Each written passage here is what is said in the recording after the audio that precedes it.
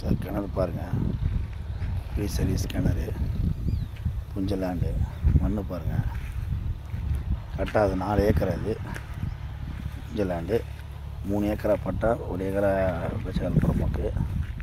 மண் பாருங்கள், சைட்டு அதிகமாக இது பாருங்கள். கிணறு, சர்வீஸு, ஃப்ரீ சைஸ் புஞ்ச லேண்டு சார். அப்படியே பார்த்துங்க. ரெட் சாயில் மண், ஒரே ஸ்கொயராக இடம் பாக்ஸாக இருக்குது. புஞ்ச லேண்டு தான். மண் பாருங்கள், ரெட் சாயில் மண், சிவப்பாக பாருங்கள் மண்.